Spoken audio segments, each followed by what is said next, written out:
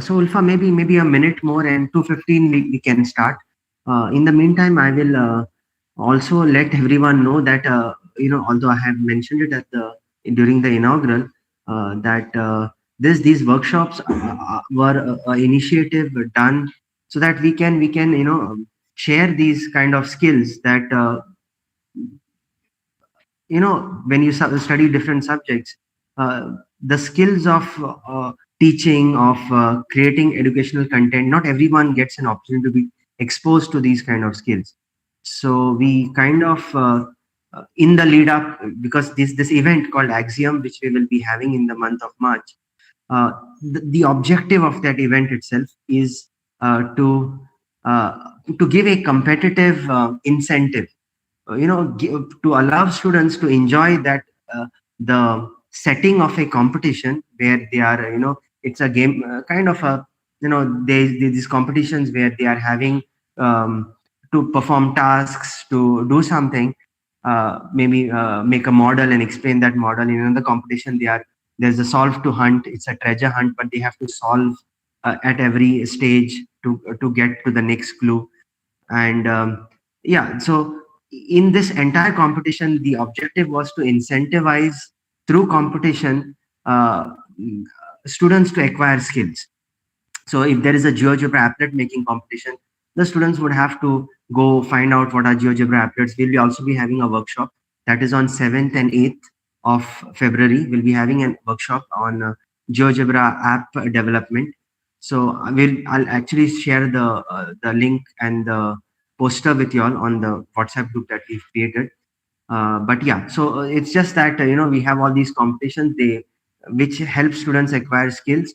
And it's not like only participants who are in the competition attend the workshops, but the workshops are kept open so that everybody can come together and learn together. So yes, we also look forward to participation from the participants in the future workshops that we have, and we'll definitely keep you all posted about it. uh, yeah, so Ulfa, I think we can start. I think Thank you, Brian, and welcome everyone for the next session. I'm sure since it's after lunch, it's very difficult to stay wide awake or be attentive in this session. Yeah.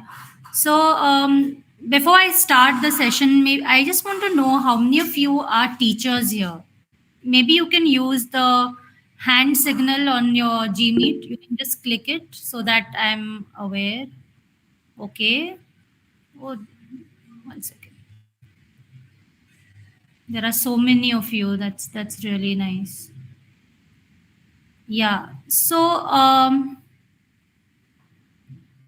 yeah,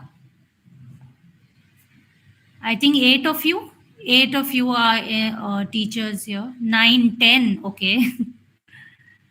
Do teacher trainers? Yeah. That's also fine. Teacher trainers too.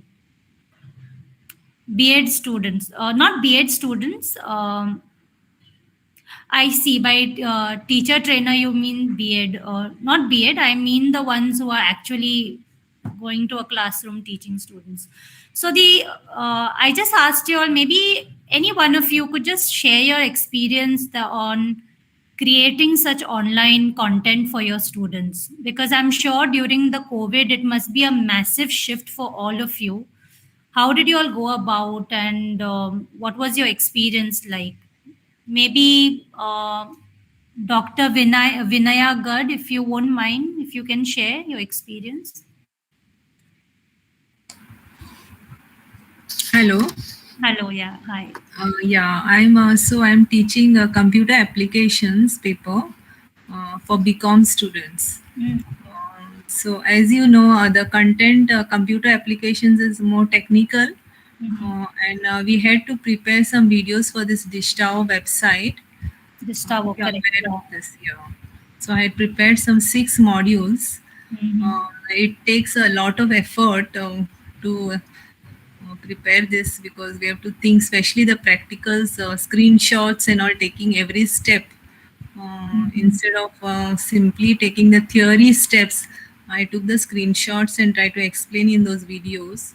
So it takes a lot of effort and time to prepare this modules.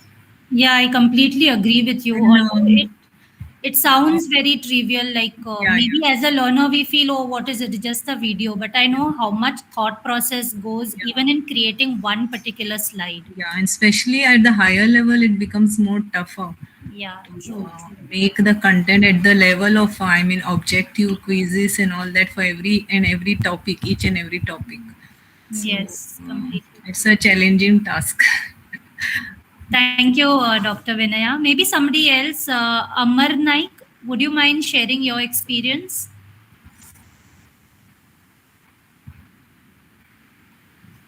Hello, am I audible? Yes, yes, yes. Please go ahead. Experience, okay. Please don't mind me asking because I just now joined uh, sometime back. Yeah. So may I know in which context exactly? No, I In just terms of meant. my experience as a teacher or with respect to this session?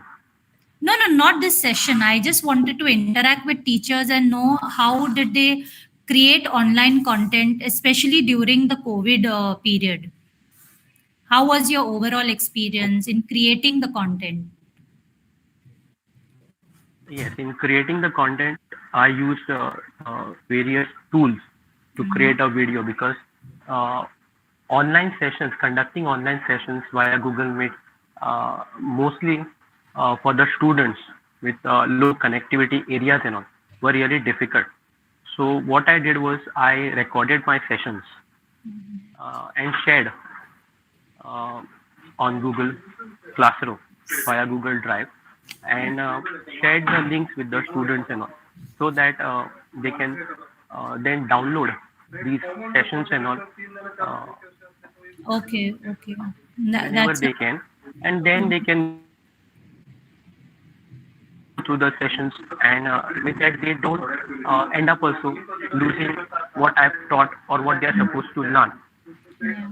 in this And process. yeah. So several tools were used to make the PPTs or the videos. Hello? Mhm. Yes, yes, you're audible. Yes, Hello? yes, yes, Amar. I heard all of your points, and I agree with you Yes. that we have to explore a lot of tools if we want to come up with the end content. Agreed. So I'm assuming the ones who have not raised their hands are students here.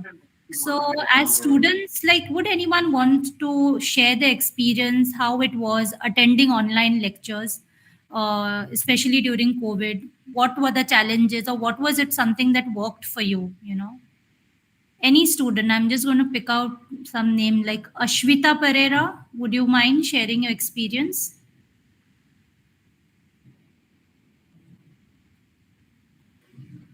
Ashwita, Sanchita, Michelle, any one of you.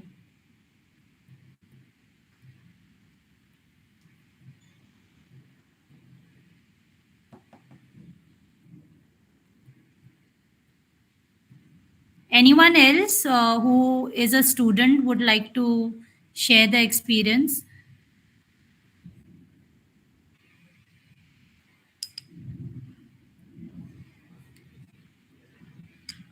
Okay. Yes, ma'am, I'll say. Paula, yeah. Yeah. So, ma'am, as a student of, I mean, it was nice to sit at home and listen to the lectures in the beginning. But I mean, afterwards, when we actually started going to college, we realized how much we missed of having an interaction with our peers and our teachers. And I felt that when we had to give classes also to students, we had a lot of difficulties in trying to connect to these students because sometimes they used to switch their phones off or they used to say that there is no connectivity. And so when we actually met these students and we could take a class one-on-one with them, it was really nice because you could see their facial expressions and come to know, if you're uh, what you say, They've understood. work was being, yes. Yeah, I agree with you. So it was nice to go back to, teaching one-on-one and being taught also one-on-one. I agree.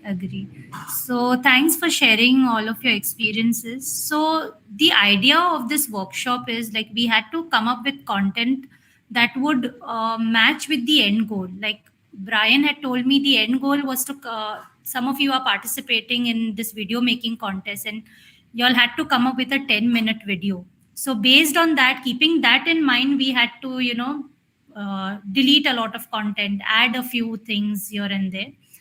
But yeah, so I'm hoping maybe after this I see a few of active learning strategies and some multimedia principles being applied. So with that, I'll begin with the session now. Let me share my screen with you. Yeah, so the session now is on multimedia principles. So learning outcome is, by the end of the session, you will be able to state why multimedia principle is essential and state some of its key features and principles. So this is one small activity that I have. I'm going to give you a video. I won't post it on chat or so. I'll play it for you. Watch the video at the time duration and just don't look at there is no active learning happening in that video, but just look how visually appealing it is, like what could have worked or what did not work. So maybe think of one point that you visually liked about the video and one point that you visually did not like about the video, and this you have to write it in the chat. So I'll play this transfer with ocean. All right. I'm going to play this video and I'll pause it midway. Reflectivity of the surface, reflective atmosphere, and chemistry, all these influence. So naturally, the question is, how can we model such a complex system and be confident that the Earth's climate is changing on account of human beings? So I can tell you that 35 years back, our knowledge was not that good. When I gave talks, people asked tough questions, and I did not have answers at that time. But now, in the last 35 years, the amount of research that has been done, especially about the past climate, which has helped us understand the complex Earth system and able to model it. So that's why now our confidence in our ability to predict the future is better than what it was 35 years ago. But of course, still there are a lot of people whom I call climate change deniers. That is... Yeah. Yes, so you've watched that video. Maybe in the chat, you all can go and write one point that you liked about the video, just visually, and one point that you completely disliked about the video. So I'll go back to the Google Meet and see your chats. Yeah, please go ahead.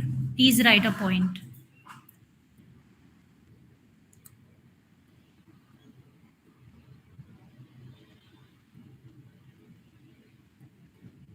Okay, Anjali says it's very monotonous delivery. Visually, yeah, very cluttered slides. Okay. Some more points.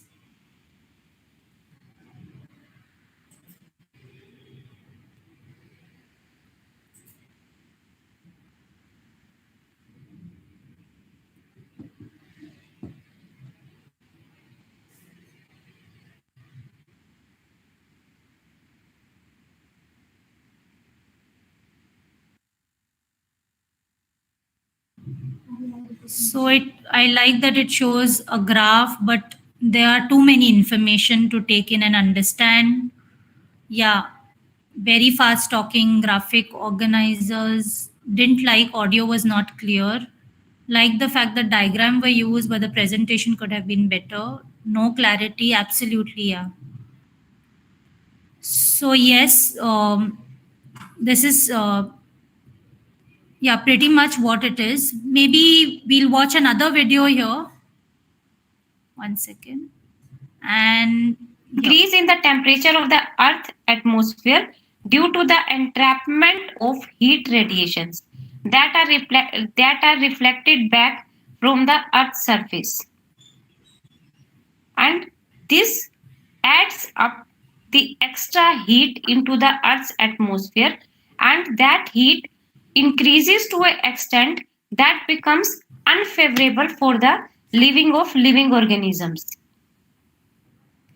So this unfavorable rise in temperature of the atmosphere of the Earth due to the entrapment of heat radiations by the greenhouse gases is called global warming or greenhouse effect. It can also be defined as the increase in average temperature of the Earth due to the entrapment of heat radiations by the greenhouse gases which are present in the Earth atmosphere. So, one second. Yeah, when it comes to this video, like, what is the one thing you liked and one thing you did not like visually? She's reading the slide, too much text, pronunciation, okay. Somebody said they didn't like anything. Only reading through slides, no explanation, completely agree with you. Information is correct, but not been demonstrated properly. Yeah. Reading through slides. Yes. You all are right in, is my share, yeah. So you all are right in these situations. So no matter what sort of activity you put in your video, if your video is not visually appealing, it does not follow all the multimedia principles, you're going to lose out on your learners. You will not make the information appear to them in an effective manner so that learning takes place.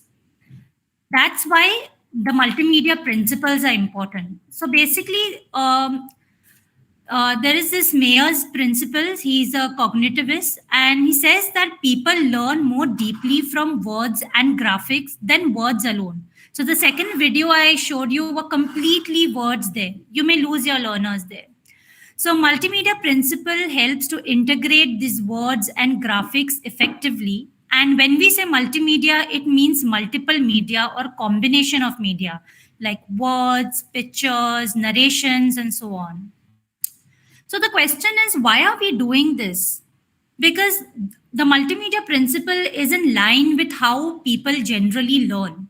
So we have two channels for processing information in a working memory. One is the visual channel and the next is the verbal channel. By visual, I mean whatever information we are processing visually through our eyes. And by verbal, I mean anything that we are processing through our ears. So these two channels need to be catered to when you're creating an e-content for any viewer. So now that I told you about these two channels, we also need to know that each of this channel has limited processing capacity. So we need to make sure that we are not overloading one channel at the expense of the others. So this overloading or information traffic jam is called as cognitive overload in Mayer's words. So for example, now the text that was shown on the first screen with so many colors, so many texts, if you see, there was a mismatch. The presenter was speaking about the process, but on the screen, it was a graph with just some words there. So as a listener, I'm confused. Am I supposed to look at that, read all the box, or am I supposed to listen to the audio on what the instructor wants to tell me? So this is the cognitive overload that is being caused to the learner. Which brings to the multimedia principles that have been laid down by Mayer. So there are around 12 or so. We are not going to discuss all of them. I'm just going to pick a few and tell you so that when you all make your videos or any content, you all make sure you all follow all of these. So first is the contiguity principle. Now, contiguity principle means you align the words to the graphics that they describe. Also, it means you are, if there is a graphic or animation, you're speaking with it simultaneously. and it is putting the label close to whatever it is labeling. Now that this is how the contiguity principle looks like, here is an example. If I tell you to quickly just think over it, among the two images are of the human brain. Which of the two is following the contiguity principle? Maybe you can write in the chat. It's not a very huge activity. I just want you all to think over it. Are there answers on the chat?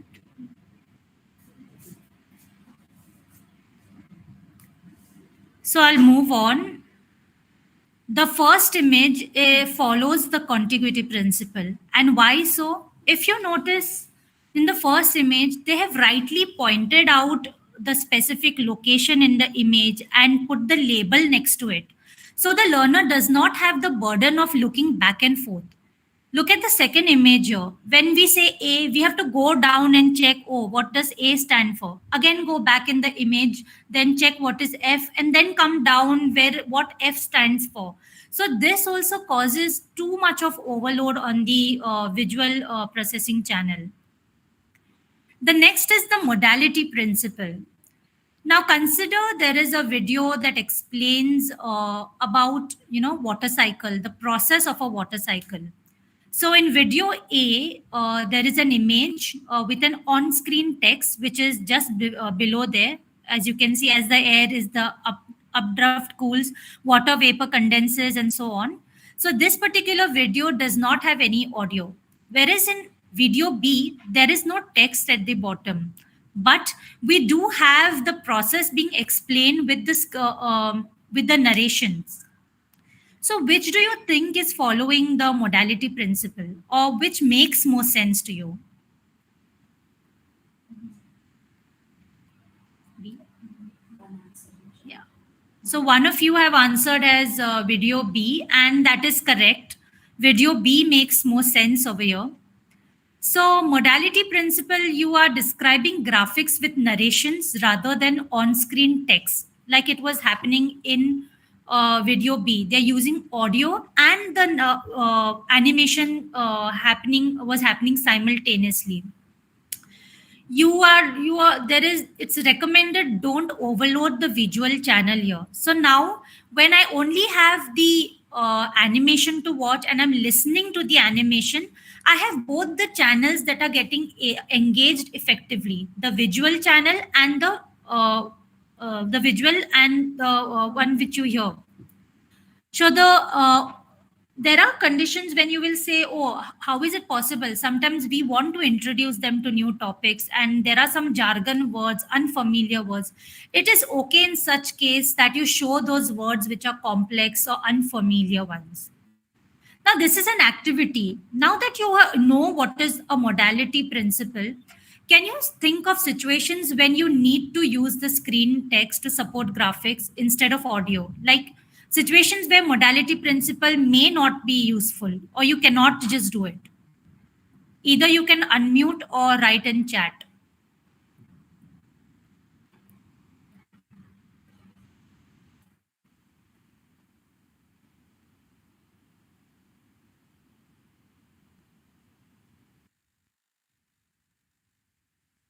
I explained to you that as per the modality principle, it says that watch a video, have animation and the audio running simultaneously instead of reading the text. But do you come across situations where you feel maybe, no, I need to show text. I cannot use audio here.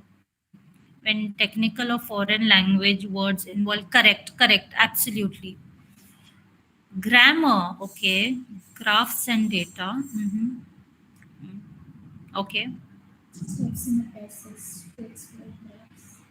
Steps in a process. Okay.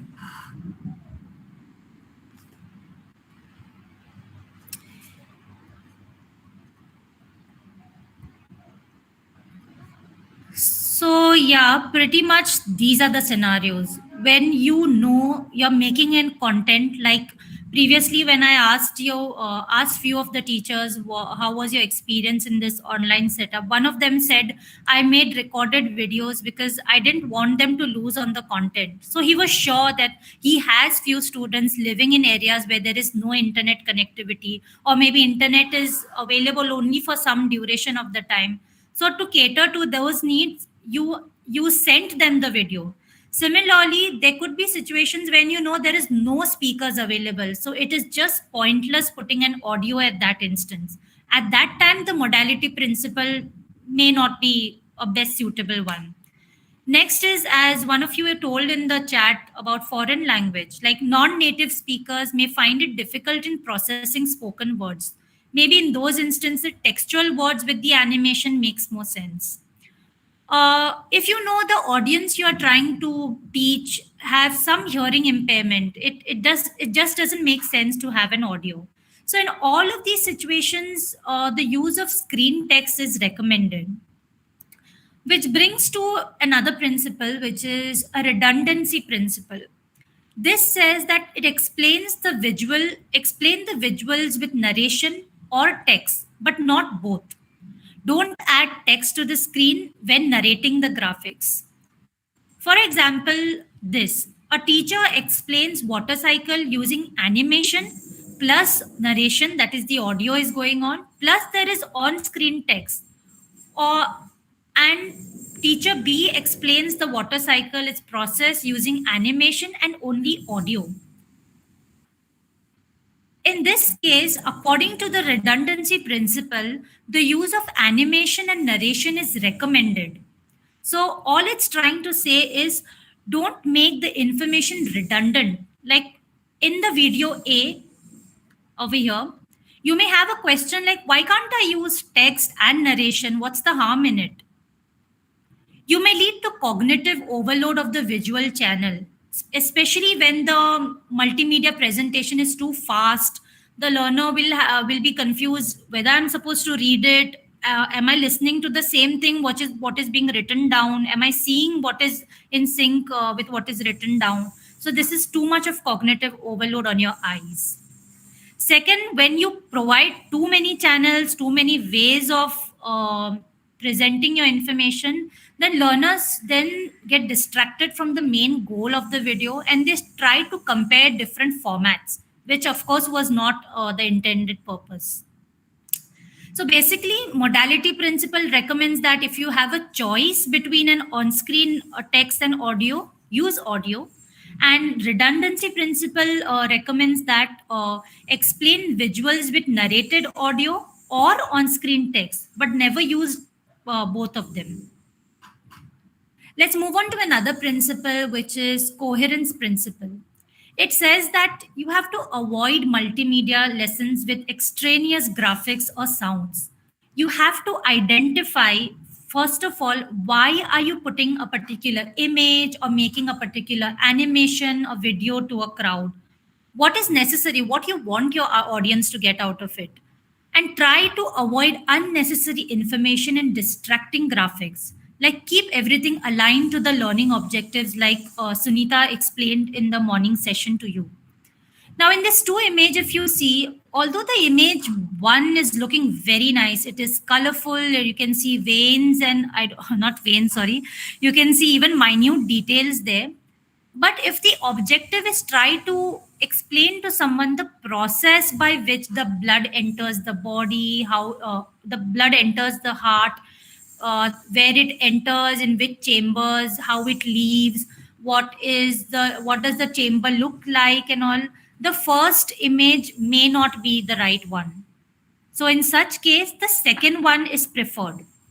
This is where in the second, we are applying the coherence principle. We are deleting all the unnecessary graphics that would that are not required to explain this particular concept. Next is personalization principle. Now, this is one of my favorites because this is something we take it very lightly, but is very crucial when you want to build a conversational style with your learners. So it says that use conversational style rather than formal style. Like replace words like teachers, students, learners. Say I, you, are, yours. Try so that the learner at any point of time watching your video should feel like you're talking to them. Use human voice rather than machine voice. Nowadays there are a lot of softwares and online tools where you give your data and they just read it out for you, but it's recommended you use a human voice. Also, it is recommended that you use on screen coaches or pedagogical agents, as in something popping up and explaining the content. So, it for a learner, it feels like, oh, there is a person explaining to me. I'm not plainly speaking to the screen. Also, the kind of speech you use that makes a drastic impact in your content. Like instead of saying things like press the next key, try to be a little polite and say, let us press the next key. Instead of saying, okay, now is the time, find a denominator. Try saying, it is time for you to now find the denominator. Next is the segmenting principle, and this is a very crucial one. Segmenting principle is all about breaking a continuous lesson into smaller segments, and all of these smaller segments are meaningful chunks. Now, some suggestions would be you break a lesson into pieces or segments, avoid long clips of continuous narrations, provide maybe you have to make a 10-12 minute long video, but you want to tell your audience that, the first 5 minutes is one segment, next 5 minutes is another segment. You can do it with some slide popping up, or maybe having keys like click the continue button to go to the next segment. And also, and in many of the at most of the points during your videos, make sure that you provide the control to the learner on the pace. Like say you can pause the video here and replay it or things like that. So this is how you're chunking the information into smaller bits and helping learners to process that information. This helps their learning process. The last that I'm going to speak about is the signaling principle. Now, the signaling principle means that you have to guide the attention of your learners visually. Like, for example, at times it is completely unavoidable for you to put too many things on your PPT. But out of the too many things, you want your learners to focus on a very small aspect. Highlight that small aspect. Maybe the rest you can put it in some shade of gray to show that this is not the focus at the moment. For example, look at this video here. As you can see, they're trying to show that, when these two, I don't know, these two objects came together, some reaction happened. And how did they do that? They highlighted that part with yellow color. So instantly when I see this video or this image, I know that, there is something happening here. In the second image, it's not very clear though. I have highlighted one small part with a red mark. I said blood to lungs and I put a underline in red. That is just to say that at this moment, I'm speaking about that small section. So these are the few multimedia principles that we often forget to consider while coming up with content, but are extremely crucial when you want to make the learning process engaging and fulfilling for your learners. Thank you so much. So before I move to the next session, maybe if you have any doubts, you all can share your questions or any experiences where you all felt that, maybe if I knew about this principle, this is something I did not follow. That also would be nice.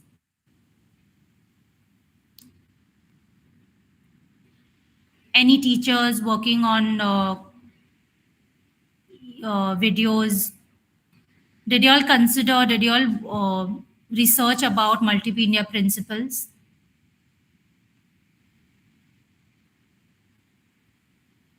I see some hands up. I see Rupali Naik, and I think that's Aaron. Maybe have you all created any videos and taken into consideration the various principles?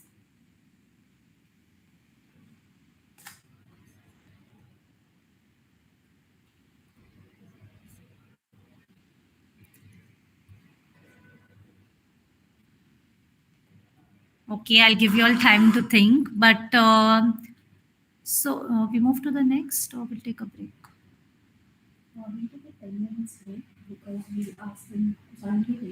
Okay, so the next session will be taken by Sunita. I will also jump in for a very small part. Dr. Nisha said, not knowingly, I had included these principles while teaching and created the online content. Absolutely, that's nice. So the next, Sunita will give you instructions for the next session.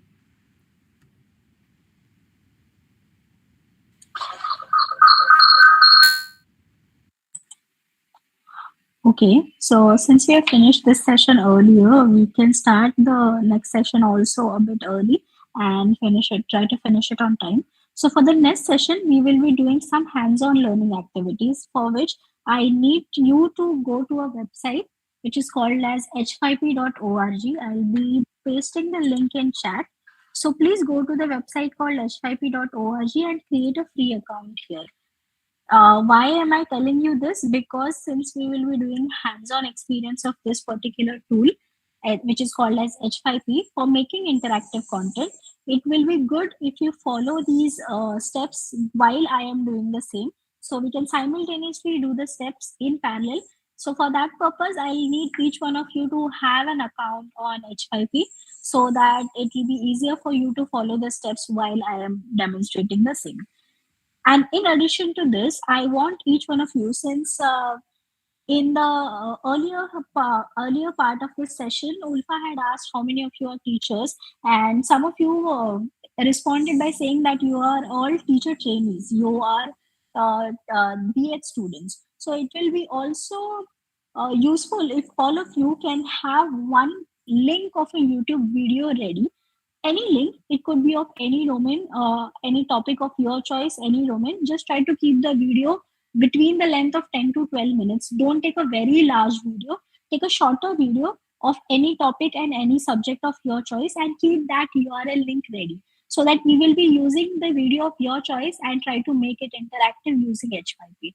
So here are 2 tasks for you. I'll also be pasting the summary of these tasks in the chat. So while we are taking a break of say 10 to 15 minutes and we will come back. So right now it's 2:51. So let's say we come back at 3:05 and start up with our next session. So for that, what you have to do is go to YouTube and pick a video of your choice. It could be of any domain and just try to make the video, keep the video short between 10 to 12 minutes, not more than 15 minutes, and keep the URL ready.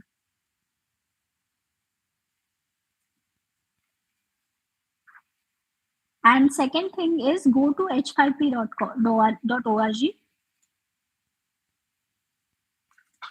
and create a free account. So these 2 things we will require for the next session. So try to keep these things ready and then we'll come back for the next hands-on session where we will be creating our own interactive content. Okay?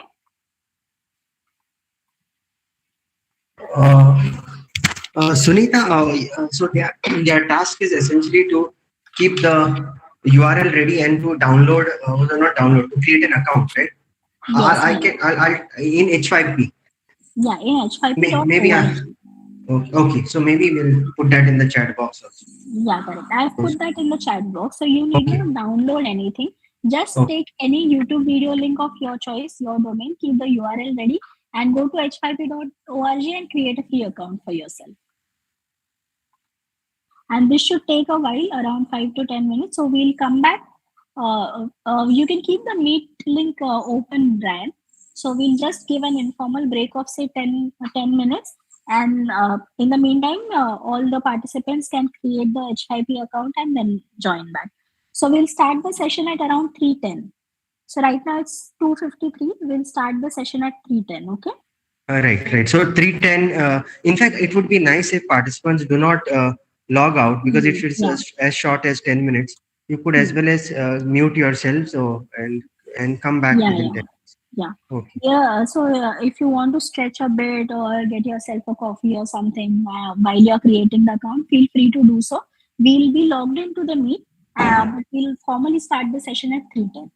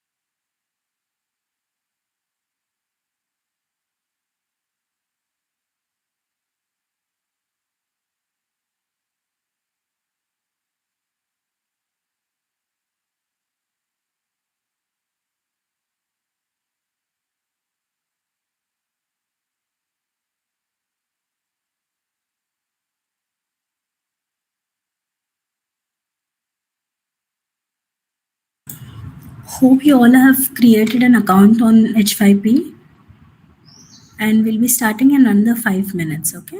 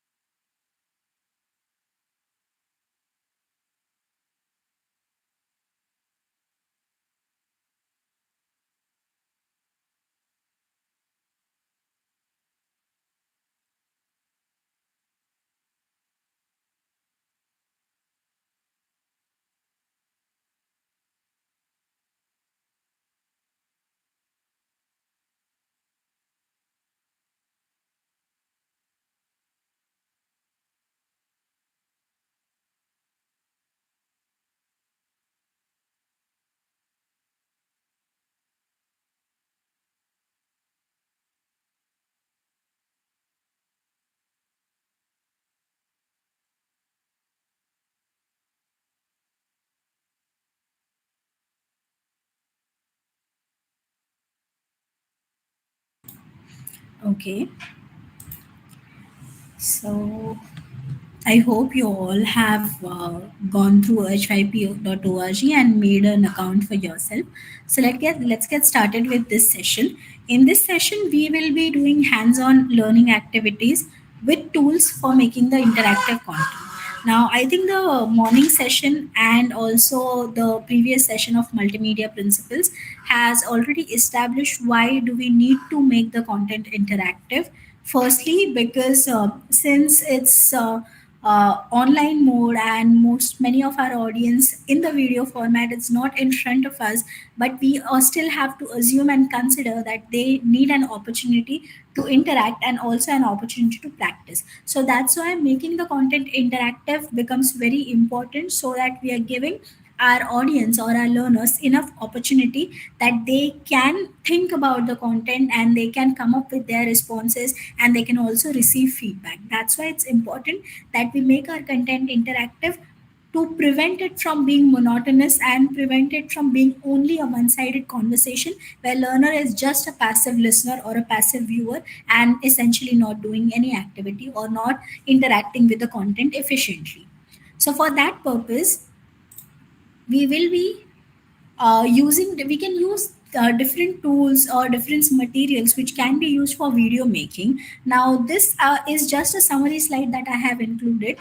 Please remember that in this session we are not talking about how to create and edit videos per se. That's not the goal of this session.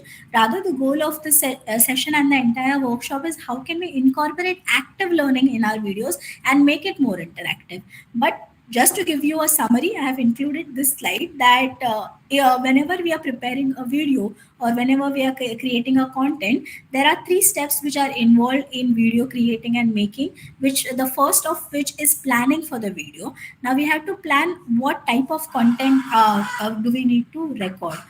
And for that, for preparing that content, what resources do we have? Are we using a PowerPoint presentation? Are we using a PDF resource? Are we using a whiteboard? Are we using a pen and paper?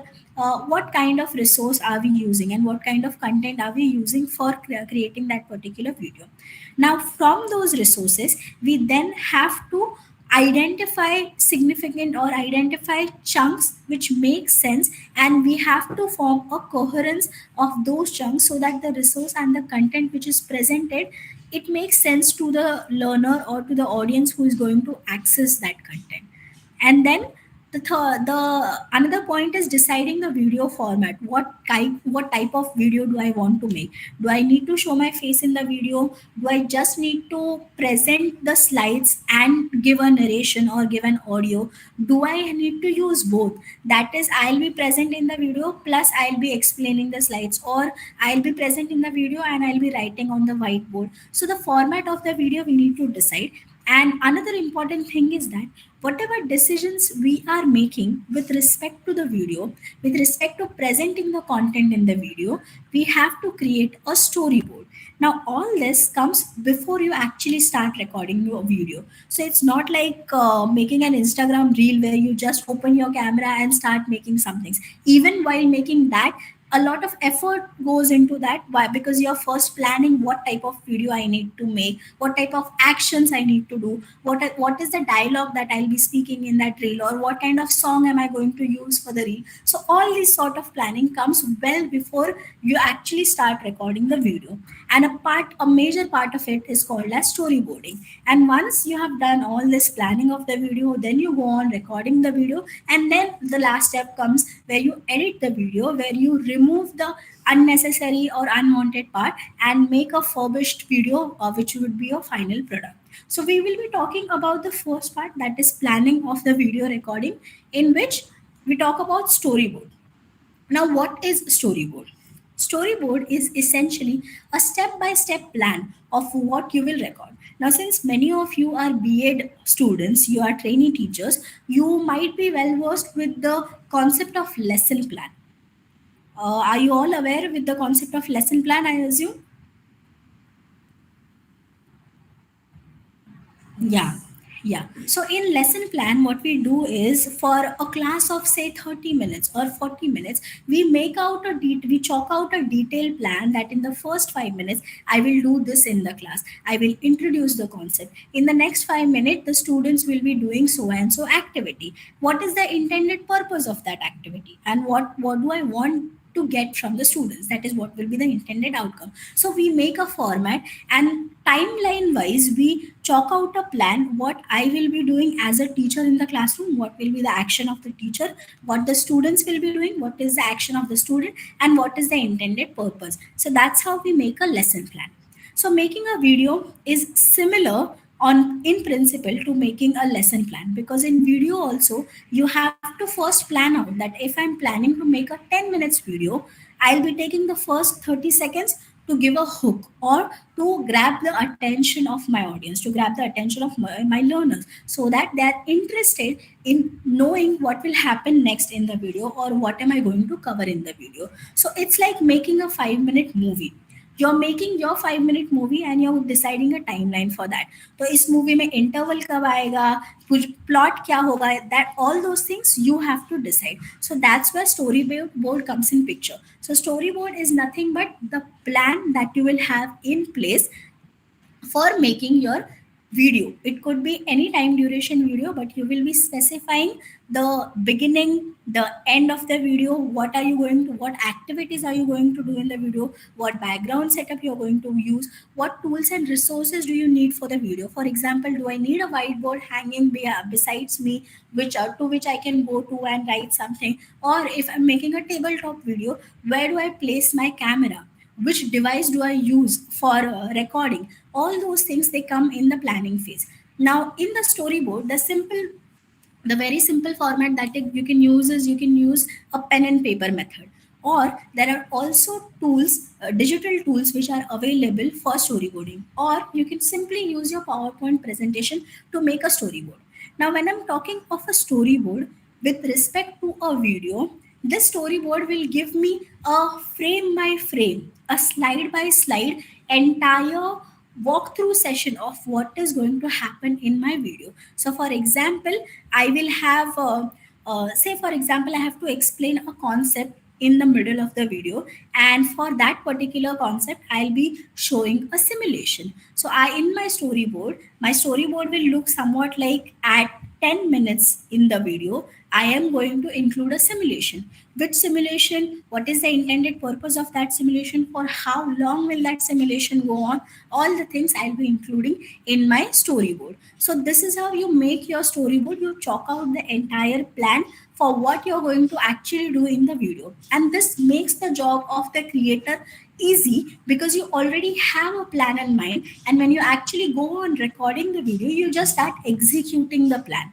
So you know what all resources are required, so you keep the resources ready, you know at what time I want to say what. So it's kind of having a script for your video. So consider storyboard as a script for your video. You're making a script where you're chalking out each and every detail of your video, and then finally you move on to making the actual video or making the actual content. So that's why having a storyboard before you start recording your video or before you start making your video is very important. Now, earlier I was talking about the type of video that you want to make. So these are certain formats for videos that you can create, educational videos. So first thing that you see on the screen, I'll just turn on the laser. The first thing that you see on the screen is called as a slide cast. Now, what is a slide cast? There's a deck of slides that I have prepared for delivering my content. There's a PowerPoint presentation. Now, what I do is I use this presentation, the slide presentation, and while I am presenting the slides in the present mode, I simultaneously record the transitions, I record the presentation, and I can give a voiceover. So for example, whenever you're making a presentation, you also write certain notes in your speaker notes, right? So for this particular slide, I'll be talking this content. This is what I want to cover in the slide. So we avoid to put all the text on the slide, because otherwise, as Ulfa showed one of the videos earlier, if all the content or all the text is present in the slide, it will be very monotonous for the learner. It will be very annoying for the learner. That if you're directly reading from the slide, so the content which is present on the slide, you can't just simply read out that would be annoying for the learner. So apart from that, what you have to do is you keep less content on the slide and you talk more about it. So for that purpose, you can use a slide cast where you already have a presentation ready. There are slides going on, and at the same time, you record your explanation in the form of narration. So that could be included in a slide cast. Apart from that, the another format that you can use for making your video is called as a talking head video. Now, why is it called as a talking head video? Because as you can see here, the presenter, the instructor is present in the video itself. There are no slides in the background, or there is no video going on in the background, but the presenter himself or herself comes in the picture, explain the concept, talks about the concepts, and interacts with the learner. So the moment you have a human being in the video, there's a sort of personal connect that happens. As someone of you mentioned in the earlier section, that when you are working online, it was good for the initial part, it was good to attend the classes sitting at your room and just listening, but later on you started missing that personal connect. And when you came back to the college, you actually started enjoying, and you realized how much you missed contacting or connecting with your teachers and your peers. So the same thing happens whenever in the video the instructor comes in picture. There's a personal connect, there's a human touch that is being formed. So for that purpose, a talking head video can be used where the instructor is looking at the learner, interacting with the learners, addressing the learner. So the learners feel that I am not alone, I'm not talking to a screen, but rather there's another person who is present on the other side of the screen. For that purpose, you can use a talking head video. Apart from this, another type of video that can be created is called as a screencast video. Now, some of you might think that slidecast and screencast look pretty much similar. So what is the difference between the two? The difference that lies here is, in the slidecast, you already have a pre-made set of slides, a PowerPoint presentation slides that you have ready. But in screencast, it will be capturing your live actions. Say, for example, you have a whiteboard or you have a blackboard, you're writing on it, a digital board, you're writing on a digital board, and you're capturing the live actions that you're doing with your learners. Or in the screencast, say, for example, I'm going through a website, I am demonstrating a tool. Let's take a tool. It could be any, say, software. It could be a video editing software. And I am demonstrating what actions to do in the video editing software while going through each and every menu and going through each and every tab. And at the same time, I am recording my live action. So this could be a screencast. So for that purpose, say, for example, some of you may say that my topic is mathematics and I don't know how to include all the derivations or everything, all the formulas, how to solve the sums in a presentation. It's very difficult to do the same in a presentation. But you can do the same in a screencast where you're actually using a digital board. You are writing on a digital board, step-by-step process you're following on a digital board, and you share the same with your learners or your audience. So that can be done using a screencast. So these are three different forms of videos that can be created. And the last one that I'll be talking about is called as the picture-in-picture form of video. Now, why I am saying picture-in-picture? Because there are two modalities which are present here. There are two forms that have been combined here. So earlier we saw that in slidecast, we are using PowerPoint presentation slides. In talking head, the instructor is talking and there are no slides in the background. In picture-in-picture, both these things are combined. The slides from the slidecast and the instructor's presence from the talking head video, both of these have been combined. So there is a video or a slide going on in the background and the instructor appears in the video talking about the content which is present in the background. So this is called as a picture-in-picture video. Okay. So these are the different types of video formats that can be used for creating educational videos. Now, our challenge is that we have all these formats.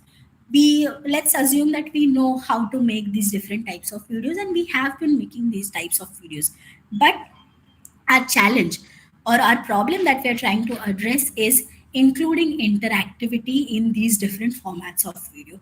I might just make a slide cast where I am talking, I am narrating, and I'm disseminating information. But if I'm not able to establish a connect with my learner, if I'm not able to interact with my learner, if I'm not able to give them the opportunity to practice, the active learning will not happen. So for that purpose, we have to make the content as much interactive as we can. I agree that there will be constraints. It's not possible to incorporate active learning and activities in each and every slide and for each and every topic. That's not possible. Agreed. But we have to try to as much extent as possible to make the content interactive, so that even when you're not present in front of the learner, even when you're not able to interact with the learner in person, you make them feel that there is someone present. I am being heard and I am being given an opportunity to do something, to think, to do some action. So you have to involve the learner actively in the role of a learner. So for that purpose, the main challenge we are taking up is making the content interactive. So this is what we are talking about, creating interactive content. And for this purpose, I will be demonstrating one particular tool, which is called as H5P, for which I had asked you to create an account. So creating this interactive content, it starts with the first step, which is going to be take a video of your choice from YouTube and we keep the URL ready. So this is something that I had asked you to do before the break. And I hope you all have the video URL ready with you, because we will be now diving straight into the tool demonstration and you can simultaneously practice it at your end. So just a quick check. Give a thumbs up in the chat if you already have these two things ready.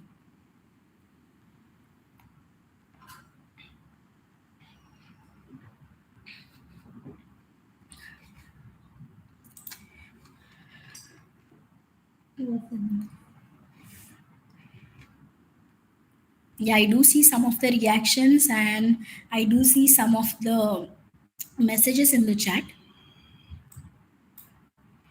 Okay, good. Okay, great. So I think we are good to go. Yeah. So I think we are good to go, and we will, so first what I'll do is I'll just walk you through the steps that we will be following, and then we'll be moving on to the H5P platform where we'll be actually doing these actions. So what we will be doing, or what the steps we will be following, is we first take a video of our choice. It could be any video. It could be either MP4 format video which you have downloaded, or it could be YouTube URL link. Now, why I told YouTube? Because it's easier to be embedded rather than having a downloaded format of video. So it's easier to have a YouTube URL link.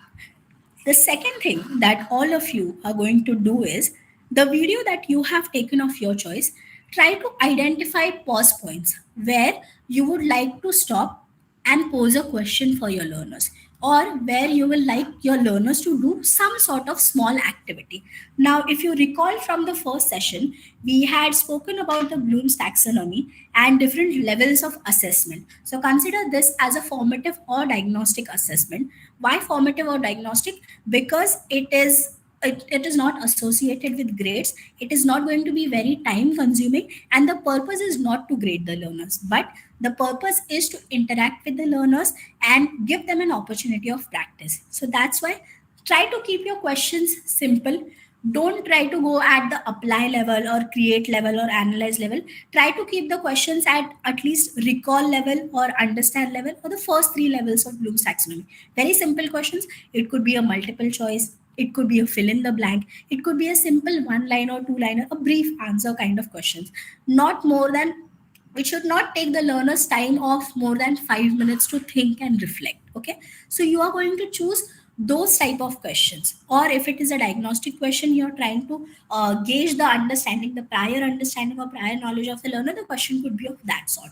So what you have to do is, in this 10 to 15 minutes video that you have selected, now try to identify, if I were doing this in a classroom, where will I pause? Where will I stop and where will I ask my learner a question? Or where will I give my learners a pause to think and reflect? So this is your task. What you have to do is identify pause points and note down the timestamps. Timestamps in the sense, if I have a 10 minutes video and when the video is halfway, say 5 minutes 13 seconds, I want to ask some question or post some questions related to the content which has already been covered in the video, or related to the content which will be covered immediately next in the video. So that could be my pause point. A pause point is a logical pause point wherein learners can be asked to stop, think, reflect, and answer. So this is your task for now. You have to take up the video that you have selected and identify certain pause points where you can include or pose a question. Note down your timestamps. So you can use a pen and paper for your for this activity, or you can write down wherever you want, or even if you want to just post it in the chat, that is also fine, whichever is convenient for you. But take a while, go through the video that you have selected and identify a pause point. So we'll give about 5 to 7 minutes, or since I had told that the video should be 10 to 15 minutes, let's say maximum of 10 minutes we will spend for this. So all of you go through the video that you have selected and identify the pause points. Identify the pause points where you will be asking a question. What question are you going to ask, and what is the expected answer of that question?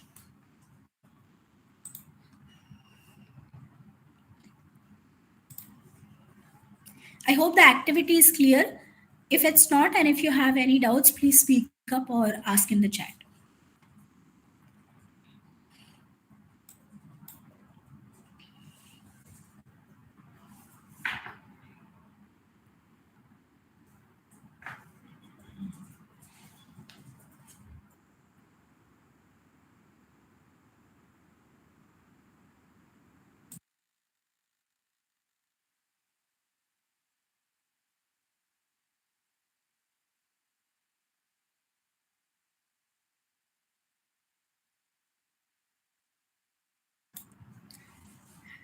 And once you're done with this activity, once you've identified the timestamp at which you want to stop and pose a question and written the question, just give a thumbs up or write yes in the chat so that I know when to move ahead.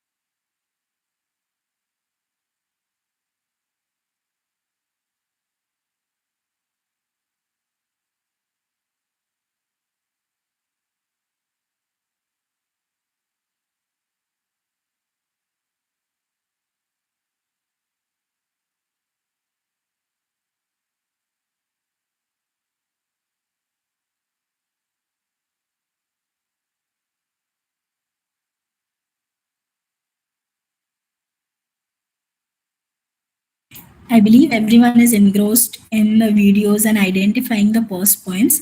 So we'll wait for 3 more minutes, and at 3:40 we will resume with the next steps.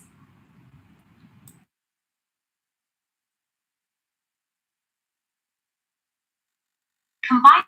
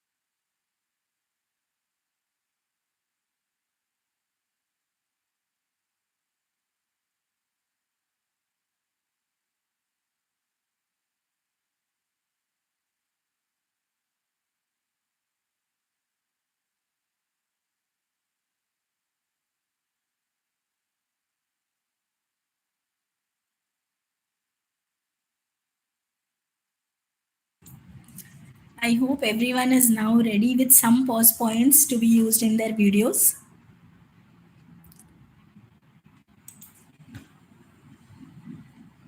At least one pause point you all must have identified so far. So moving ahead, share. So moving ahead, let's now talk about the next steps that we will be following. This also, I believe many of you have already done, created an account on h5p.org. So now we will start creating the interactive content. So I'll now be moving to the actual interface of H5P. So all of you must have seen this particular interface when you were creating actually the account for H5P. So when you go to h5p.org, you see something like this, and there are a lot of different formats of content that can be used for creating your interactive content. So first of all, you have to create a free account, and I'll be skipping this step as you all must have already done this, and I'll be directly moving on to the content creation part of it. So this is my web page, my H5P web page, wherein all the content that I have created using H5P appears here. So what you have to do is go to this particular tab called as contents, and when you click on contents, the different types which are available will come on here. So when you click on create new content, the first option or the first button that you will see on the screen is create new content. If you click on this particular button, this window will appear, which shows all the different types of contents that are available, the templates that are available in H5P already. So by using H5P, you can create interactive videos, you can create different activities such as course presentation, you can create flashcards, you can create drag and drop activities, you can create fill in the blank type of questions, multiple choice questions, true and false type of questions. You can also use an image hotspot, wherein if you remember in the earlier session, Ulfa had shown a diagram of an heart which shows different parts or different parts of the heart and how the blood is flowing from, say, right ventricle to the left ventricle. So in such a case, if you are showing a diagram and you have to say label the different parts of the diagram, image hotspot is one technique wherein you can use an image and overlay it with say additional material resources or links, or redirect to a particular video, or give it a name or a label, and so on. So these are the different types of contents which are available in H5P. What we will be doing particularly in this session is we are creating an interactive video. So I'll be clicking on this option that is creating interactive video. Now, once I click on this, you see that there are two options which are available, tutorial and example. So for someone who's new to H5P and how to create an interactive content, there are also exemplar videos which are available, which will walk you through the process of how can you create the interactive videos using H5P. Now here, we will be following a step-by-step guide, and I recommend that while I am doing these steps, you also try to follow the same steps. If at all you are not able to follow, the PPT that that I was showing or sharing earlier has screenshots of each of the window stepwise guide in the presentation, which will be shared later on with you, so that you can follow these steps even after the workshop, and it will be helpful for you to create your own interactive content. So the first step that I have to do is I have to give a title to my video. So let's say the video that I chose was talking about photosynthesis. So I'll be giving the name or the title as photosynthesis. Now the next step that I have to do is, all of you must have the YouTube URL link ready. What I have to do is I have to go here, that is click on add video file. Now when I click on add video file, there are two options that are available. One option is upload video file. So if you have downloaded a video and you want to directly upload the MP4 format of video, you can do so. The only restriction here is it can take a video up to 16 MB, so that we, so this is basically for privacy and the rules and regulations of H5P, so that we don't exploit the resources which are provided by H5P. So that's why this is a limit of 16 MB. But otherwise, if you're using a YouTube URL, it gets directly embedded into H5P format, and you need not worry about the size of the video. So what I'll be doing is I'll be directly pasting the URL link of the video that I have to make interactive. So this is the next step that you will be doing. You will be pasting the URL. You all can do simultaneously. You can paste the URL of your video that you have selected and then select insert. Now, once I do this, my first step, that is embedding or uploading the video, is done. Now the second step is adding interactions to this particular video. So after doing this, I either click on here, that is next step, adding interaction, or directly move to this step, that is step 2, adding interaction. Now when I click on this step, Brian, please let me know if anyone wants me to slow down, since I am not in the Meet interface. Brian or Ulfa, if anyone can. Okay. Yes. So if at any point you think that I am hurrying the process and you want me to slow down, just let me know, just alert me. So the second step is adding interactions. So what happens is when you click on this step, the video that you have chosen or the video that you have selected will appear here. And you can navigate through the video by using this navigation bar that you can see at the bottom of the video. So you can either play the video, and simultaneously while you're playing the video, you can choose to see where I can add a reflection spot, or if you have already decided at which particular stamp I want to add a video reflection spot, you can directly jump to that particular timestamp. The timestamp will appear here, as you can see on the screen. The total length of the video is 7 minutes 59 seconds, and I am right now at a particular timestamp called as at the 1 minute 38 seconds. Okay. Now, this is about navigating through the video, how to manage the timestamp and everything. Now here, if you see on the top side, there is a bar with multiple options. There's an option called as label, where you can add labels to the video, where you can tag a particular thing within the video, or you can add a text box where you have to give additional information. You can also add a table. You can add a link to an additional resource if you want to redirect your learners from this particular resource to another resource. Say, for example, many times this happens that a particular concept cannot be contained within one video, and you have to make a series of videos. There is a part 1 of the video, then there's a part 2 of the video, then there's a part 3 of the video. But you want the learners to watch all these videos in continuation or consecutively. So what you can do is you can also add a hyperlink. Or maybe within the video, there is a concept, a third concept pops up. Now, that concept is not in the scope of this particular video, but you still want to give additional information to the learners. You want to give additional resources. For that purpose also, you can add a hyperlink, and it will then redirect your learners to the respective additional resource. You can also add an image to this particular video, wherein say at one particular point you pause, you zoom out, and you have to show them a particular image. You can do that. You can add multiple choice questions. You can add true false type of questions. You can add fill in the blank type of questions. You can add drag and drop activities. You can highlight a particular word. You can also drag the words. You can use navigation hotspots, and you can use free text questions. So for some questions, you don't have a definitive answer, or there could be multiple answers possible. There could be multiple interpretations possible, or you can't just confine it into one word or one sentence. So you want the learners to write whatever they feel or whatever is their interpretation. So for that purpose, you can include a free text question.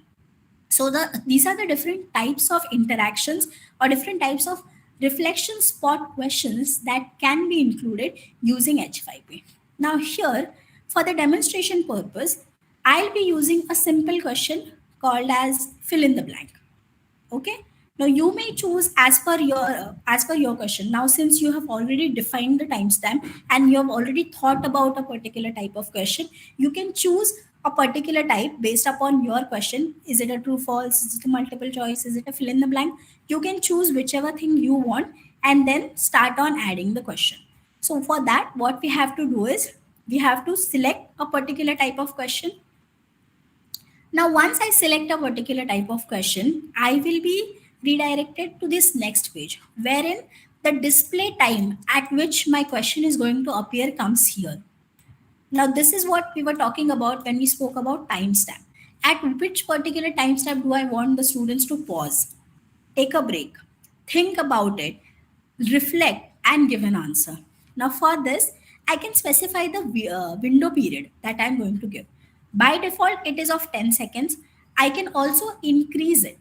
If I want to give more time to my students, I can define for how much time is the video going to be paused, and if at all I want to pause the video or not. So you see here, there's an option, there's a checkbox called as pause video.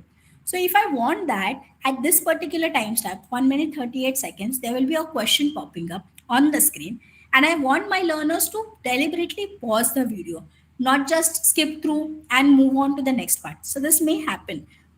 When you ask the learners to just pause, they may or may not pause. You cannot ensure that when I'm telling them to pause, they will definitely pause. It may or may not happen. But when you're selecting this option, the video will pause automatically, and unless and until the student gives an answer, the video will not proceed further. So you can specify for how much time do I want the video to be paused. I can select here, do I want the video to pause or do I want it to continue? And I can select whether the format in which I want the question to appear. Do I want to appear it as a button which can be clicked, or do I want to appear it as a poster on the entire screen, where the poster will be displayed completely and the student has to answer the question. So it depends upon you. You can choose between the two. It could be either a button or it could be a poster. Now, based upon that, you again now have to give a label or a title to the particular question. Now, just say for the sake of demonstration, I'll write it as question 1. Okay, so I'm giving it a title, and now I have to give my description of the task. Description of the task. Now, this is related to the learning outcome, making the learning outcome and the learner actions clear. What is it that I want my learners to do? I want them to fill in the missing word. Simple. So you are giving them an action. You're making it clear what is it exactly that they have to do. Do you want them to drag and drop? Do you want them to write an elaborate answer? Do you want them to identify or list down certain words? What is it that you want to do? So here it will be action verbs that actually the learner has to do. The description of the task that you have to specify, and then you move on to the actual question that you want to ask. Now, since I have selected the fill in the blank type of question, I have to write in the question here and I have to put the word, the fill in the blank word in asterisk. Now, similarly, if you're using a multiple choice question, what you will see on the screen is you have to write your question and then you have to go on adding the options. And you also have to select a correct option, select an incorrect option. Similarly, if you're using some other format of question, this particular part will vary for each and every one of you. So for example, since I am using a fill in the blank type of question, I'll be just typing this particular question. Let's say,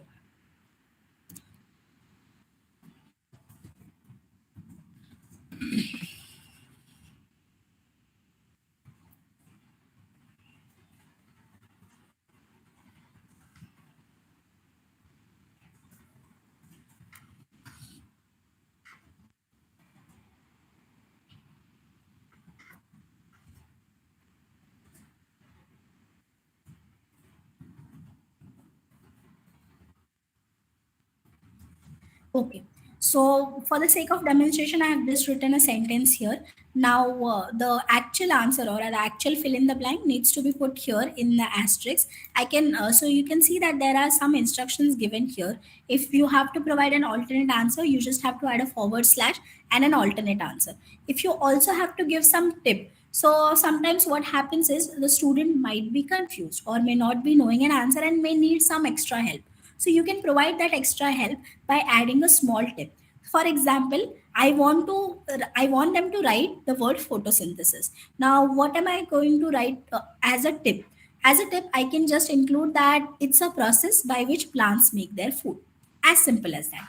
So you can add a tip which can be shown to the learners when they are struggling or when they are not able to find an answer. So you're just helping the students, you're just pushing the students a step ahead to complete this small task. Okay, so that's how I can add particular tips also. Now, since this is a form of assessment, you can also combine some sort of grade. If you wish to not add any grade, that is also fine. But another bright side or upside of this is that if you give some motivational message or if you give some, say, star or some badges, it helps to boost up the motivation and engagement of the learners in the video. Say, for example, in the video, I answer a question correctly. I get a star mark. I feel motivated to and I feel engaged to see the video further, or I feel curious to see the video further. So for those purpose, for those solely for the motivational aspect of it, you can choose to add some badges or you can choose to add some scores associated with the questions. Now, these are not going to add up to any large score or any grading system. It is just like a whip of credit that you're giving to your learners in order to keep them engaged in the video. Now, in addition to this, earlier we were talking about making interaction with our learners. Since we are having a screen in front of us, since there's a barrier, we are not directly connecting with the learners, we are not present in person, but we still want to interact with the learners. So another point is providing them feedback. Now, it's not possible to provide a real-time feedback when you're talking in a video. You're making a video, you don't know who your audience is, you don't know who is watching your video in what circumstances. But what you can do is you can anticipate some of the responses. So as a teacher, I know that for this particular topic, this could be the confusions that student might face. This could be the alternate conceptions that student might be having. So what I can do is I can anticipate some of the responses and provide feedbacks which are customized accordingly. And this can be done by using these features called as adaptivity. Now in adaptivity, I can choose to give a feedback as you see here. When the answer given is correct, there will be a message which is shown to the learner. When the answer given is wrong, again, there will be a message which is shown to the learner. And this message can be called as a feedback that I am providing the learners. So maybe say if my learner is giving a wrong answer, I can give a message that, well tried, but maybe you can give attention to this particular aspect.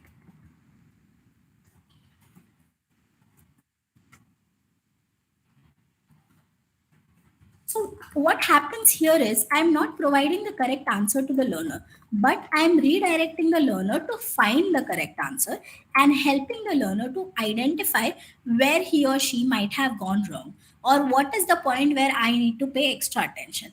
And this can be done even while you are absent in the video.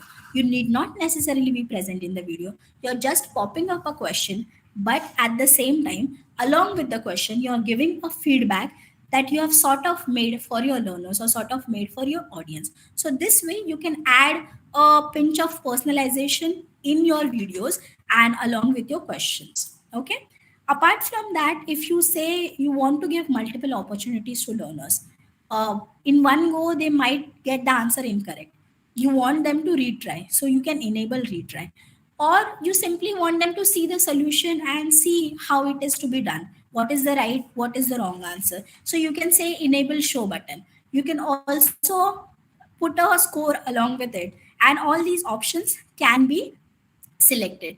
Now, sometimes it happens that I have given a particular word and students may have written some other word or they have made some spelling mistakes. So that can also be accommodated using H5P, wherein you just select this option of accept minor spelling errors. So there could be a small error and you don't want the learner to feel like मैंने तो सही लिखा था but इसने गलत दिखा दिया तो system गलत है. No. So you can also accommodate these small errors by choosing or selecting this particular option called as accept minor spelling errors. So this way, H5P gives you a range of options to personalize or to customize your question or your content in such a way that even when you're not present, your learner will still get a level of feedback, a personalized level of feedback, which is not going to be a full-fledged one-on-one interaction kind of thing, but still you can ensure that I am interacting with my learners. I'm giving them a point to pause and think about it and then move ahead. So I'll do this. And once it is done, I just click on done and save it. So what happens is, as you can see here, once this is done, a small bubble will appear. So wherever you see a small bubble in the navigation bar, you know that there is a reflection spot here. And how does this appear once you see the video already all done and ready? Just a second, I'll show you. So as you can see, my video is now ready. What I do is I play the video, and at this particular point, when the learner reaches this point, this question will pop up. And as you can see, the question appears as a button. If you choose it as a poster, it will appear on the entire screen as a text box. So I click on the button and my question appears. Now, since I have chosen the option to pause the video unless and until the learner types in some answer, the video will not proceed. It will still be paused. Now, once I type in some answer, I check it. Now, since it's a wrong answer, it shows me wrong. And it can also help me in showing my solution. And it also helps me to give me an opportunity to retry. So these are the different options which are available to me. Or if I don't want to retry, I just want to continue the video, I can choose to do so. I can still proceed with my video and continue my video. So in this manner, you can incorporate small level of interactivity in your video, which makes a large change when it comes to interaction where the instructor is not actually present in front of the students or in front of the learners. So this is one tool which you can use or incorporate for making your content interactive. So I hope you have followed the steps, and if you have any doubts or questions, you can ask. So this is what I was talking about. If some of you have not gotten a chance to follow the steps correctly, I have also given each and every page's screenshot in this PPT, wherein you can go and check what options I have selected, what settings I have done, and you can try to follow the same.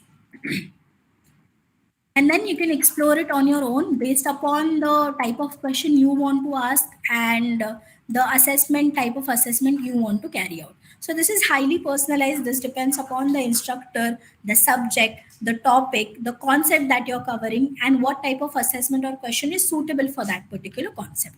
So in this way, we are achieving two things. One is we are personalizing the content to as much extent as possible, and second is we are also interacting with the learners. We are giving them the opportunity to practice, and that's the purpose of making the learning experience more active. So Brian, I'll stop. I'll pause here. I'll wait for some time if there are any questions, and if no, then we can move ahead with the next tool. Okay, I'll take a pause here.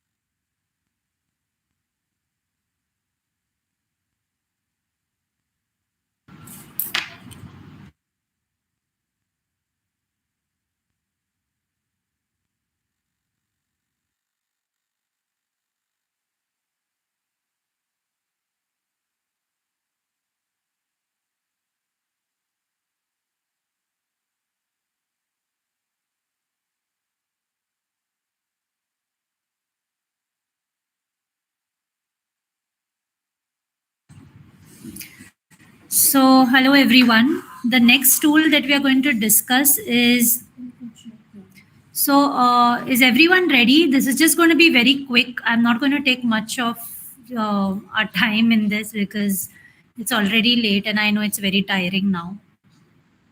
Brian, can I go ahead? Yes, I mean, the participants could probably,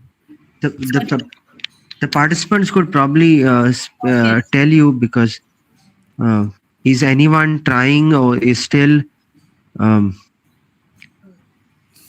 some more time? I mean, a few participants could unmute their microphones and tell us if it is okay to go on. Yeah, I think we've got one response where they've asked us to proceed. Okay, I think we can. Yeah. Okay. So there are multiple tools available online, and also there are some existing tools on your own laptops that will help you in this whole video making process. Like even the PowerPoint PPT, it has a record option. So we can do with that. Your mobile phones, you all have different tools like InShot that will help you record a video. Similarly, there is one such tool which is canva.com. There are multiple options here. As you can see, there is a video option here. Like I will select YouTube video. So the advantage of Canva is that it has a number of templates with it's available in it. So for example, I'm just going to put it here. I've just selected a template there. Why is it not coming? Yeah, sorry. Then on the left side, there are other options like I can add some elements.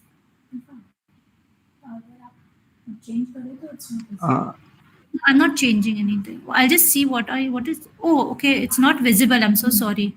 Okay, Ulfa, what I will do is I'll just take a second and inform the participant that the link of their attendance has been put in the chat box. They can just fill that. Yeah, thank you so much. Okay. So I'm so sorry. I thought you all were watching the screen all this while. So this is the Canva. I'm clicking on the video link there. Okay, so this is how, let me just check. Yeah, it's visible to you. So this is how there's an advantage of using such tools. That's because they give you an embedded template. They'll give you a lot of options of fonts, images, animation. So it saves a lot of your time. So like I can have one slide with I'm just picking up a random image here, pushing it here. Then I can upload a few content over there. I can add another slide, or maybe post another image here and so on. And if you want to record your video, there is an option to, why am I not seeing the option here? So there is an option to record, which I'm not able to see at the moment. Huh?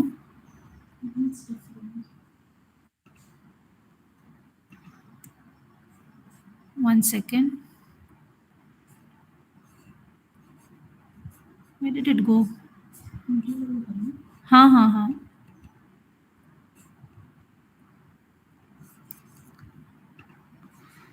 So, okay, maybe this. Yeah, I'll take this. And I don't know whether file.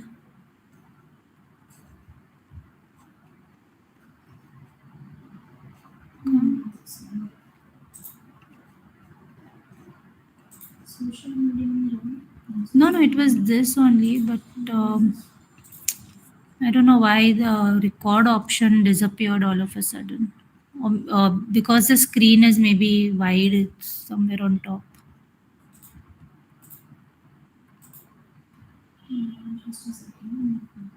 Yeah, just give me a second. Yeah, sorry. It's in the upload sections here. So suppose I want to record myself.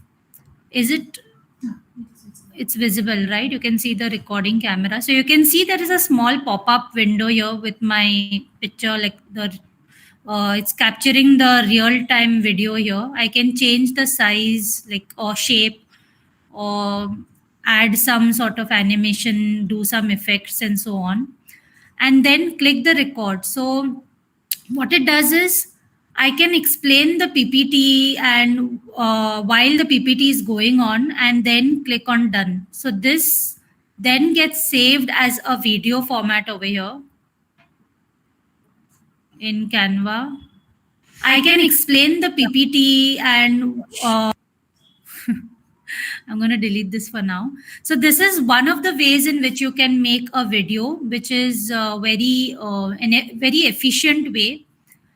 Another thing that I have personally liked Canva for is for the storyboarding opportunity that it gives. Now, Sunita in the previous session had mentioned that, how important it is to identify what every slide or every frame will represent, which is one of the motive of storyboard. So Canva provides different templates for storyboard. So here is one screen. You can select suppose in this particular screen, you want 2 users to be there. So from the Canva itself, you select the 2 elements, write down your script and details below, write the number of slide, and this will go on. So in this particular screen, there are about 8 slides. Here is an empty template for you. And in the last one is a slide deck where they ask you to make a note of all the resources that you require to complete the storyboard. So this is one very handy tool that can be used by most of you while you all do your videos for this particular contest. Yeah. So this was it. You want to say anything? Yeah, this was it. We have Sunita has posted the Canva link in the chat. Besides that, we all know we can always use our mobile phones to come up with interactive videos. But these are 2 ways that we have demonstrated and I think could be useful for you all. So thank you so much for participating and patiently listening and trying to participate in the activities that we organize for you. We have a Padlet link put up. you'll have to click into it, and yeah, we are going to repeat the exercise. Like in the morning session, you all wrote a sentence, I learned that. We want a similar sentence that you all learned. Reflect on whatever you all have learned in the afternoon session, right from multimedia principles to the various tools and interactivity, and maybe just post one sentence that you all learned in this afternoon session in the Padlet link. So that would be the end of our workshop. But yeah, please, I will take about 2 to 3 minutes. We'll wait for 2 to 3 minutes, and I'll please make sure you all write your reflections there on the Padlet.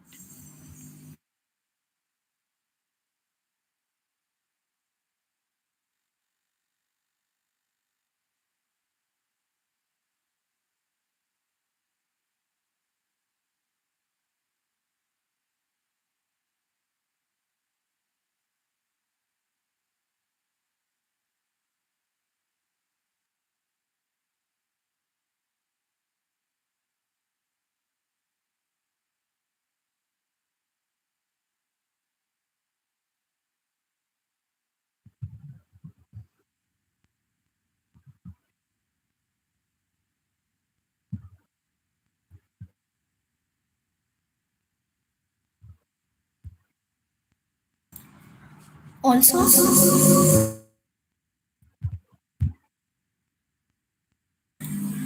I have added the links to additional resources in the last column that you see on the screen. So on the Padlet wall, you will see a section called as additional resources, in which I've shared the presentation that I was sharing a while ago, which includes the stepwise guide, how you can use H5P for adding interactive content and making interactive content. And the other resource is the OTeach website, which has been created by the Educational Technology Department, IIT Bombay. Here you will see a lot of resources or a lot of video editing tools and the demos for the same.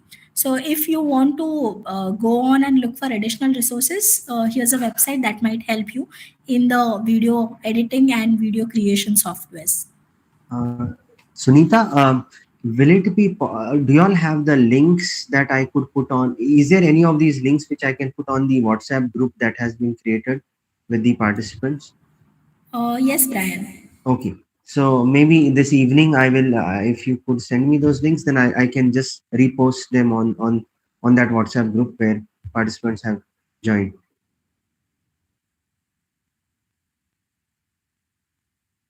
I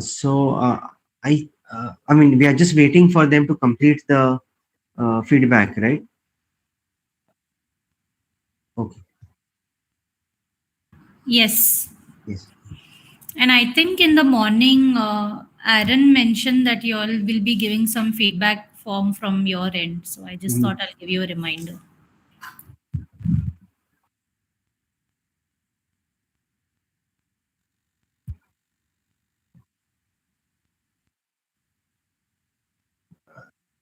So yeah, is Aaron, are you posting that feedback link in the chat now?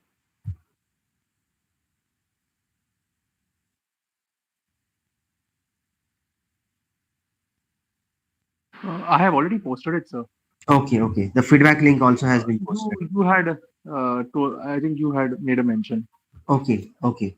So attendance of afternoon session. So the attendance of the afternoon session includes the feedback. Oh, feedback link? No. We have okay. It's the attendance link that has been posted. Okay. Okay. So maybe the feedback link can be put on the WhatsApp group itself later on, later today. So kindly fill that feedback link that will be put up on the WhatsApp group, because we would like to know from your end also how things work for each one of you. It will be different, of course, because each one comes with the whole spectrum of people who have been attending this workshop in terms of both the exposure to this kind of content would be different. So I think we've had an extremely what should I say, knowledge. I mean, skill overload of so many skills that we can pick up from here and better ourselves as we go ahead. I know we've overshot slightly with our time, but without wasting much more time, I'll request Anjali to propose the vote of thanks.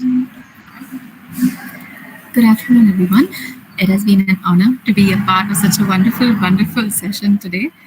And so, on behalf of the college, I would like to take this chance to extend our heartfelt gratitude to our wonderful resource people, Ms. Ulfa Khwaja and Ms. Sunita Raste, who delivered a lecture that actually put into practice the very active learning strategy, teaching learning strategies that they were instructing us on. So thank you very much for such a knowledgeable, interactive session. It was really, really so wonderful to attend. I would like to place on record our thanks to the principal of the college, Dr. Gervasio Mendes, for his continued encouragement and support towards programs like this. Sincere thanks to Mr. Brian D'Souza, convener of the Department of Teaching, Learning and Educational Technology, for putting this program together. A word of thanks also to the Postgraduate Department of Mathematics and to Mr. Aaron Alfonso, Mr. Dattraj Zavdekar, and Mr. Joshua Fernandez for their support in handling this event throughout. Thanks to the Directorate of Higher Education, Government of Goa, and the Department of Science, Technology and Waste Management, Government of Goa, for their support.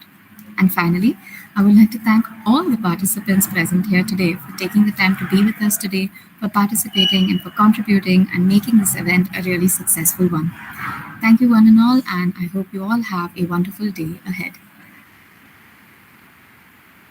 Thank you so much.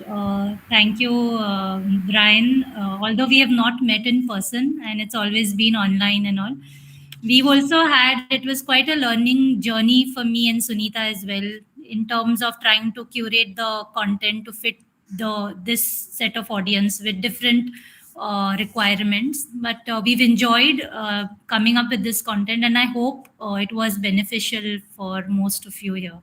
Thank you I'm again. sure it was. Yeah, thanks. I mean, you can see the amount of effort that you all have put in, intricately, making it, constructing the content. So thank you so much. I think, of course, I will contact you on other platforms, but I think we can end the meeting here. Thank you so much.